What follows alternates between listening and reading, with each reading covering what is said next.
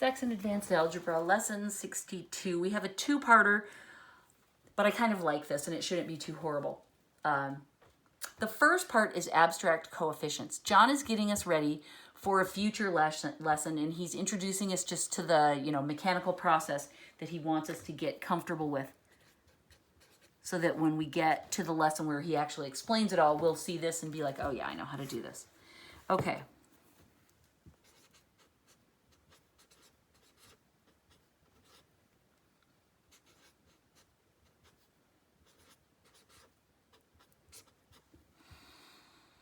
Okay, what we have here is a system of equations that are all letters. There are no numbers anywhere in sight.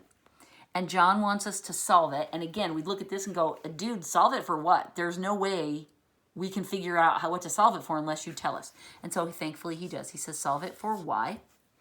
And so what we want to do, we know, is... Second, I'm looking to see what John does.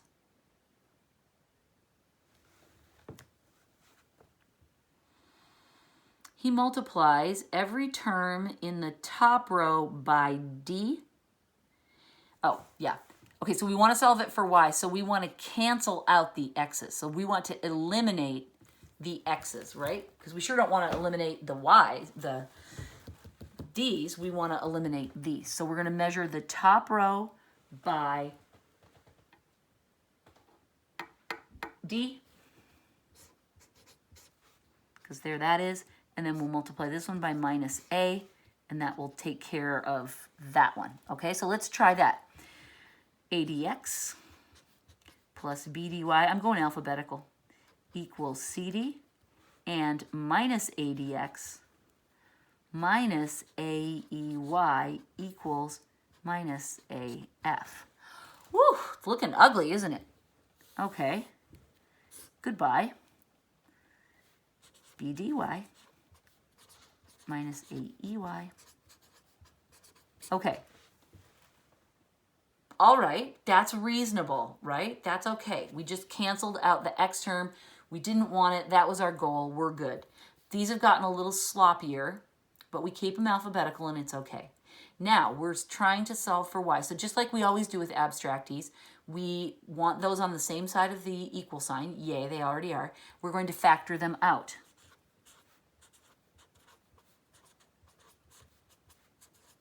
Whoops. And then we'll divide away the nonsense.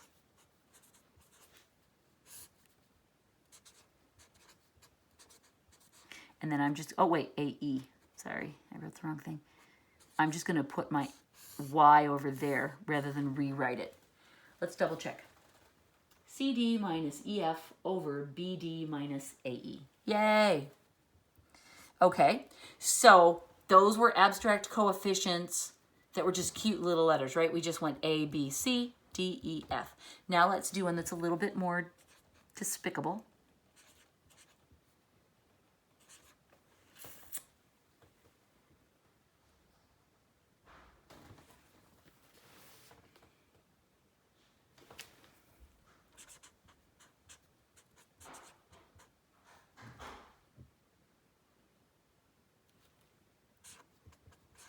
It's a Y.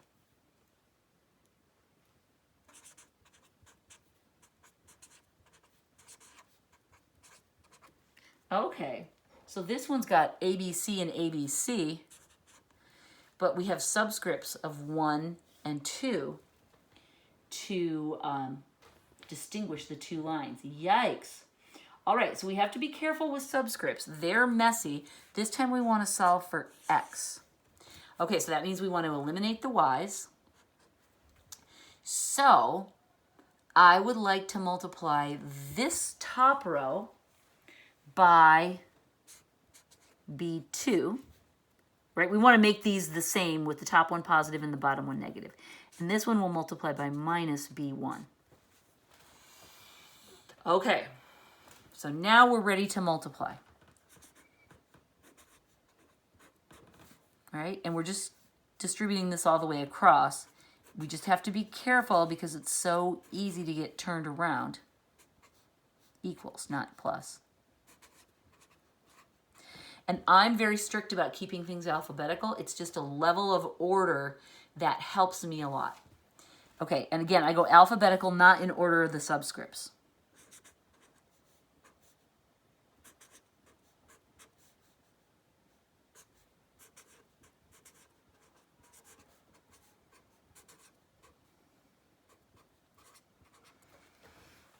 Okay. So far, so good. I like it. Now, this all cancels. So I get A1B2x minus A2B1x equals, it's really easy to mess these up, isn't it? It's just like alphabet soup. Wait, this is minus B1, and this is not plus. These are times. Sorry, my bad. Okay.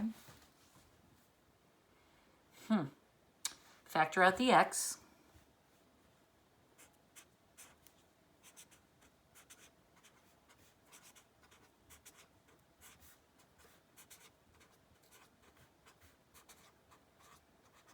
And then divide away.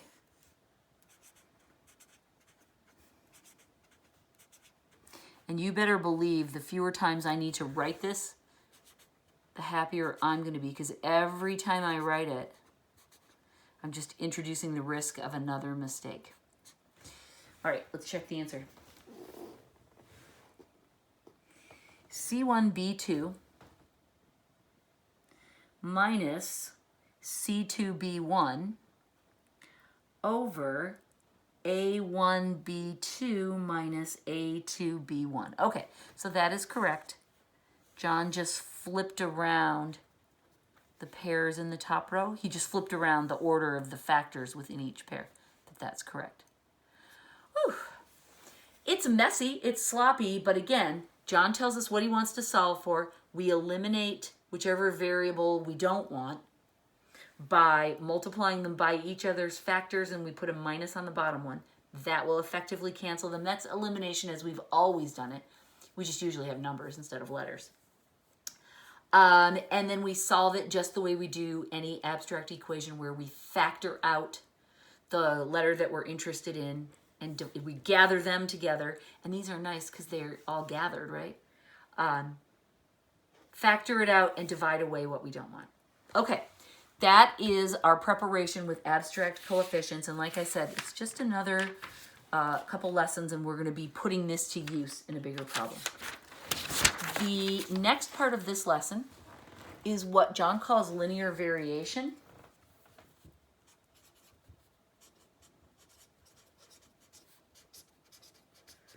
But I call it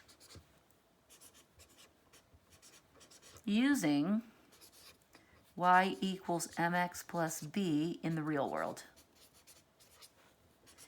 Now, I studied accounting when I was in college, and I took a class called cost accounting, and we sat down to learn this thing called linear variation, and it was, this big, hard, scary thing that we were going to all struggle with terribly. And I'm listening to the lecture and looking at my book going, this is just y equals mx plus b. That's all it is. And so do not let any of this scare you or frighten you, because all it is just using our linear equation in the real world. So we're going to do one problem with this. Ready?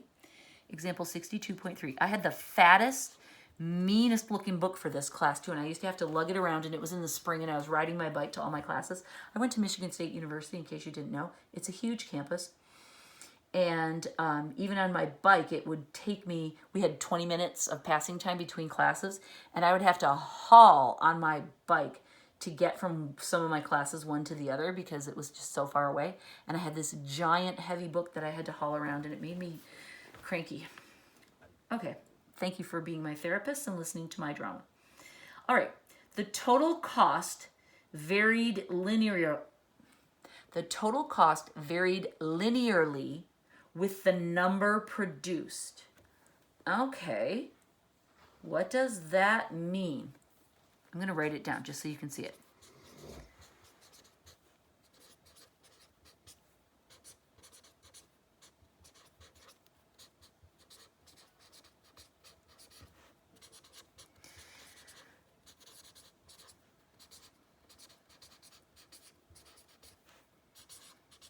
Okay.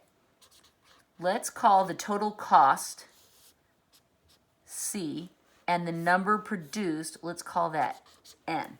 What that's telling us is that there's a relationship between the number produced and the cost. The cost varied with the number produced. So number is our starting point and cost is this is the independent variable, if you will, and this is the dependent. Doesn't that make sense? The number of things that you make is going to affect the cost of making them. Duh, right? That's really easy. When 100 were produced, the cost was 700. Look, you guys, it's just a point. When 100 were produced, the cost was 700.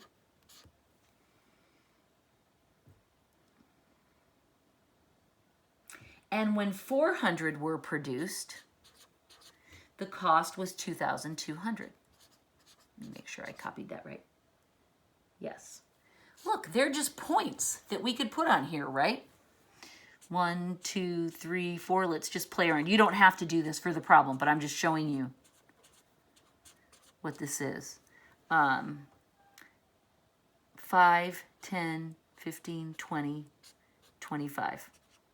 These will be our numbers. And I'm just playing around with this. This is nothing that you have to do, but I'm just trying to help you see how this relates. These are points that we can graph. 100 items produced equals $700, so we can go to 107-ish. 400 is 2,200, so that's way up here, right? Right about there. So what, and it says, write an equation that gives cost as a function of the number produced. All they're saying is find the equation of this line,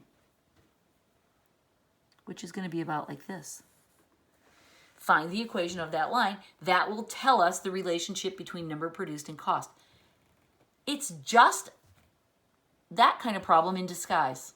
That's all. It's wearing the cloak of business world. But that's all it is. So those are our 2 points. So what do we always do with these? Well, we use our 2 points to find M, right?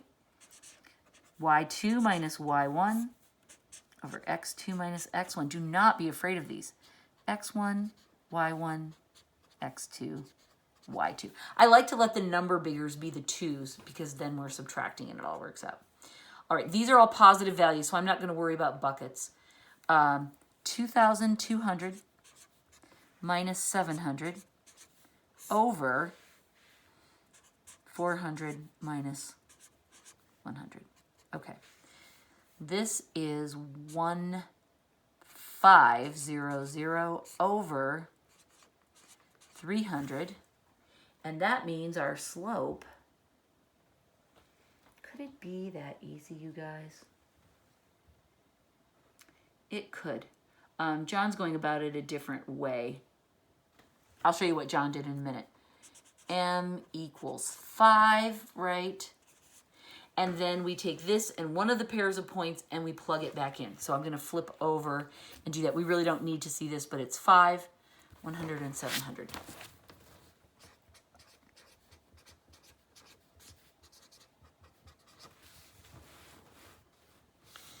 And so, and we're using y equals mx plus b. And so we'll say 700 equals 100. Oh, I've got them in the opposite order. 100 is x times 5, right? M times x is 5 times 100. I just wrote it in the opposite order. Plus b. This is 500. So we're going to subtract 500 from both sides. These numbers are so cute, right? So easy. That all cancels. 200 equals b. So that tells us y equals 5x plus 200. And just like our chemical problems, we can write these in the, quote unquote language of the people who are using them. So we know that we put the number on the x-axis and we put the cost on the y-axis, right? Number, cost.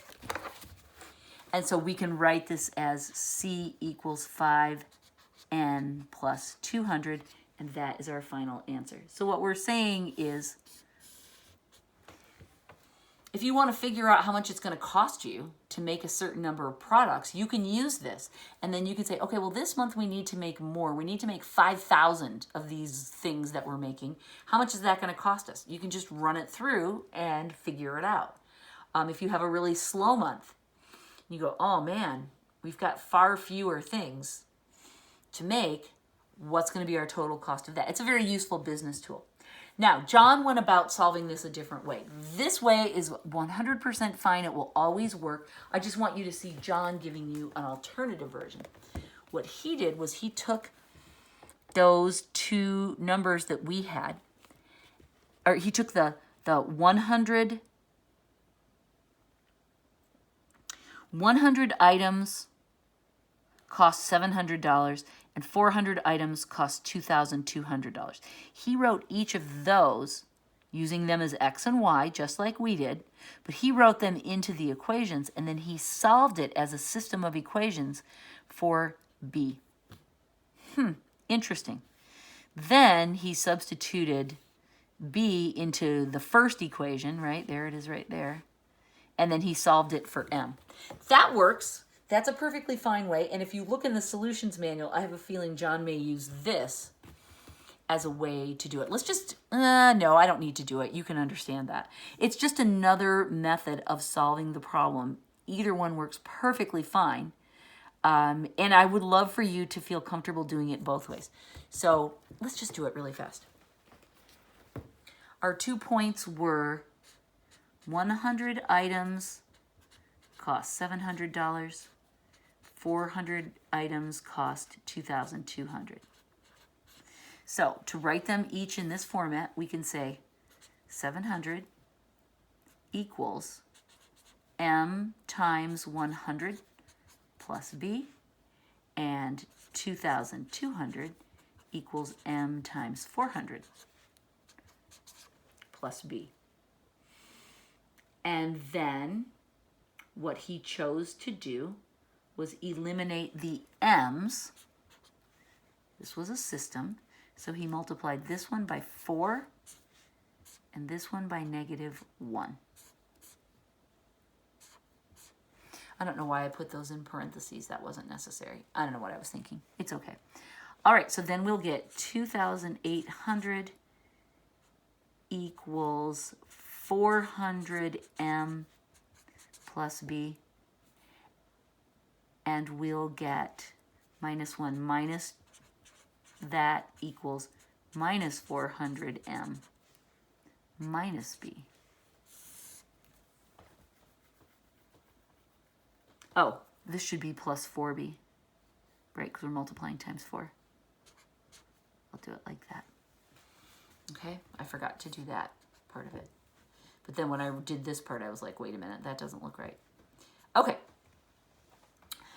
Emergency crisis diverted. Oh, thank heavens. 600 equals, now this all went away, 3B divide by B, I mean 3, sorry.